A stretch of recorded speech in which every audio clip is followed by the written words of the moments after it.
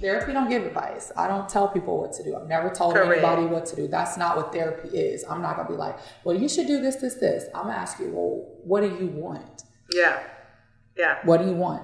Okay, why do you want that? Yeah. What will that do for you if you get it? What is your hope in that? In a perfect world, what is this? Like, it's just like, I want you to come up to your own conclusion, because you and I are women. We're friends. We have a lot of friends. How many times have you told a friend to do X, Y, and Z and they did what they wanted anyway? Correct. Right? So like telling people what to do is not the solution, it's right? Not. They got to do it when they're ready. Yeah. And we just guide you to be ready. So like therapy helps you be ready. Like it guides you on that journey to be ready. So like a lot of us know what it is we need to do. Like, you know, that might not be the healthiest relationship for you. You don't know how to leave. So you need help with that. And that's why you get a therapist. So you could explore so you can be ready, because unfortunately, like, I'm not in your personal life, right? Your friends and family are. They don't start being tired of you going back and forth. Yeah, they don't start making him feel uncomfortable to where now you uncomfortable. It's different. So you always need that third party who's not a part of your day to day, who can help guide you. And you don't have to hold all that information in or with you. Because like, when I was going through my divorce, I was very private about it. It took everybody by storm. Nobody knew we had problems. And because I didn't say anything, because I was like, if we were able to work through this, I don't want anybody hating him, treating him differently, or making me feel awkward or dumb or for staying. You know what I mean? Like, I didn't want any of that happening. So I was very quiet about it. And my kids didn't even know. And they lived in the house with me. And then we finally got to that place where it was like, that's it. Then I had to tell, hey, I need your help. I'm about to move. Why are you moving out? When did this happen? What's going on? Oh, it's been going on for 3 years. Right. What do you mean? Like, you know what I mean? And it was just like, being in therapy helped me maintain my sanity through those 3 years. Yeah. Because I needed to talk about it and get it out. I just couldn't tell everybody details of everything, just mostly from embarrassment, of course. So like, when you have those emotions, that's why you need to go to a therapist. And like, a lot of therapists accept insurance. And so like, if you have a dope therapist, they can make that a medical necessity where you get your sessions every week, because it's important. You have major depressive disorder rather than mild or moderate, where it's only pays for one session a month, right? Whereas like, so like, if you get the right therapist, they can make it to where you can see them weekly. You don't have to come out of pocket if you have insurance. There's also a lot of therapy programs that will give you sessions for free. You go to these group sessions that are free. They have them online, they have them in person. Just like, make sure you are going to these spaces where you feel like you fit, and learning the tools on what to do. You know what I mean? It's so important. And I also want to encourage people to try to not take it personal if your friend goes to the therapist. And I tell you, because that's one of the things I heard when you said like, oh, why didn't I hear about this? It's been 3 years. Well, because that's not what I wanted for our relationship. Right. I didn't want my relationship with you to be all about my relationship with this person. I want to continue having the relationship with you about us. You know, and I don't want to talk about it. I don't want to talk about it. Yeah, it's traumatizing. And I don't want to traumatize you, because sometimes when your friends tell you stuff all the time, you take that on, especially when you care about that person. You feel like it's happening to you. So I didn't want that to happen, you know, to other people. I didn't want people upset or bothered or whatnot until I knew it was a done deal. Correct. Yeah. And I learned to move that way, because when I was younger, I moved the opposite way. I was like, oh, my friends want to be a part of every little thing. But then I started realizing how frustrating that became, like on both ends. And I was like, you know what, let me start what they say, move in silence. Let me process things how I process them.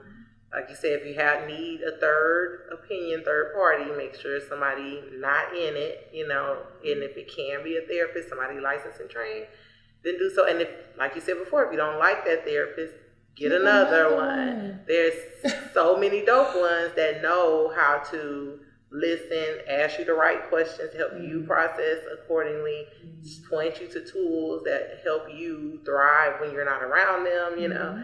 And I think that really like helps everybody in the relationships, just that's tied to the person that's going through it, and take it as a positive thing. Yeah. Like that they're going through the things, preparing themselves for when they do need to step it up and say, hey, friend, family, whatever, this is happening, can you support this way? Mm-hmm. Versus now they got you through the whole thing. You can't focus on your own self because you over there having to, focus on you. And then support starts to run out. People get exhausted of support. Yes, they do. So I was like, I pull on support when I know I absolutely need it. Yeah. Yeah, because there's exhaustion, there's burnout, support burnout. Yeah. Tired of this, like, oh my God, again. And I don't want nobody thinking that of me. Like, you know what I mean? And it's thoughtful of you to even not want to put the person through that. And I know some people on the other side of things might feel like that's their role in life. Like, I'm here to support. How dare you not include me? But I just encourage people to understand that there's two sides to the pillow, and to try to know that it's not a person shutting you out of what they're going through. It's, a person trying to be considerate. Tell everybody everything that's going on with you? People don't. Those times, 9 to 10, those people be the ones, right? So don't expect me to tell you every single thing. Some stuff you just want to just keep over here and just be like, let me just... I say, take it to. I don't want to tell nobody. Yeah, take it to grade. Like, you'll have to. The FBI couldn't beat it out. That's what I always say. I'm like, you couldn't just so. The expectation, like you said, just be understanding. And like you said before, you want people to be understanding and listen to you. Try to be understanding and listen to others, and I think that's the key takeaway. But I love this conversation. I have to go to work. You gotta go to work. I'm so sad, but we're gonna put your social medias and the things on the screen. So if you want to learn more about Cambreisha and her daily life of doing all the things, then follow her. And in the future, we'll try to get you back, hopefully before you leave to go today, because we'll miss you. And I have to at least tell you how much I love you and appreciate you. And I've loved having you in my life. You've just been a joy. I was saving it. I remember the day that I met you. I was hosting a stroll practice for some of the sorority sisters to come by, and you had just, I think, called, and you came, and somebody said, "Oh, what's your name?" And you said Cam, and somebody said, "Cam as in what?" And you went, "As in Cambresha." And that stood out because I was like, yes, you better tell the people what your name is, not as in Cameron or whatever. You was like, no, you gonna know all my name. All 10 letters, every 10. I had a teenage mom who did not think about me spelling this name. That's where all the nicknames came from. I love it though, but I love it ever since then. I just always enjoyed you and your light and your spirit and just your energy, who you are. I just think you are such a blessing. Keep being you. No matter where you go in this world, I'm going to come visit you, just so you know. And you stay on the plane, so I know you coming. Yes, I'm coming. I'm be like, girl, I'm in the A. What we doing? Right. Well, thank you for coming on. And we can't wait to see you guys next time on The World of Kia. Bye.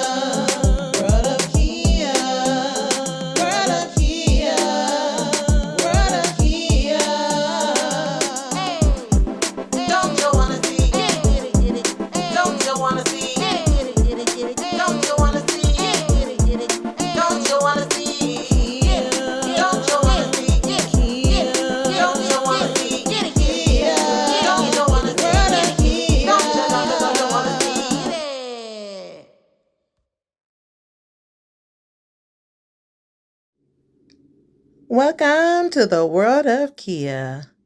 We get to see everybody in my world.